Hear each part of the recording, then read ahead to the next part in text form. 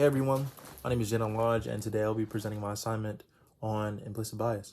Firstly, I want to thank you for the opportunity. I know extra credit assignments don't come often, so I just wanted to make the most of my opportunity, so thank you. So let's get right into it. So what is implicit bias? To me, implicit bias is the way we perceive people in a judgmental way. When I say a judgmental way, basically judging people due to their race, their gender, their sexuality, disability, stuff like that.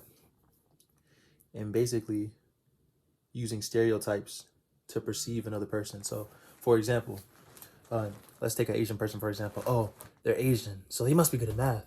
Or a black person. Oh, they're black, so they must like watermelon. So, basically, implicit bias comes off of stereotypes and other negative thoughts or beliefs towards a specific group of people. All right, so next. So how does implicit bias have an impact on children? It can actually have a detrimental effect on kids, actually. It can make students feel bad about themselves, or kids make them feel bad about themselves or have negative thoughts or feelings towards themselves.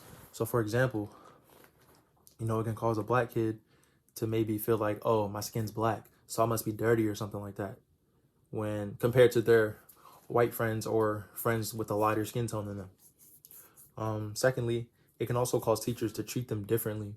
So for example, if you have two kids playing in the classroom and they get in trouble, you have a white child and a black child, the black child has a higher chance of receiving harsher disciplinary action over the white child. So, that's how that works with implicit bias.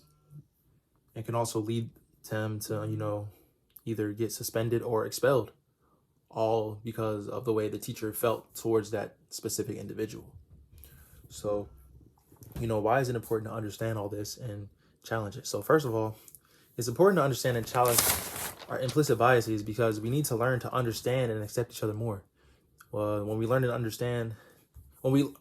to accept each other and understand each other more, we have basically an understanding on how a person would feel when you say certain things to them about their race or their gender or their sexuality or stuff like that. So, for example, you could walk into a room and let's say there's a white person in the room and I walk in and I don't speak to them because I feel some sort of way towards white people. I could possibly be missing out on a lifelong friendship with this individual, all because of my implicit bias, because I don't talk to them because they're white or something like that, for example. So that's why it's important to challenge our implicit biases so we can learn to come together as people more and understand each other and work towards something greater. Next, I'll be going over my results from the implicit bias test. So for the first test I did, it was the race test. During the test, it said my responses suggested a strong automatic preference for black people over white people. And with that result, I want to say that, I'm not racist towards anybody. I like everybody equally. But due to my upbringing and due to the people I was surrounded around, they were mostly black. So with that being said, I would subconsciously have a strong or an automatic preference towards black people over white people. That's not to say I'm racist by any means, but due to my circumstances of growing up, that's what it is. The next test I took was cisgender people or transgender people, and my data suggested that I have a weak automatic preference for just cisgender people over transgender people. And once again, that goes to show that I love everybody equally. I don't judge people based off their sexuality or anything. What you choose, how you choose to live your life is how you choose to live your life, and only you should be the one to care about it. Once you accept yourself, it doesn't matter what anybody else thinks. So, that just goes to show that, I don't judge anybody. I love everybody equally. And, I've had transgender friends. I've had transgender classmates. I've worked with transgender people. So that doesn't make me, transphobic or anything like that.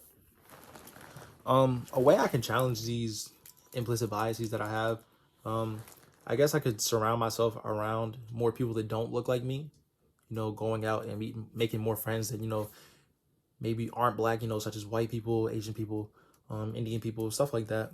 And as far as the transgender one, I could learn to meet more people in the LGBT community, learn, understanding, things not to say, and, the trigger words and stuff like that. So that's basically how I could challenge my own implicit biases to become a better person for myself and for the world that we live in. So, thank you again for watching my video.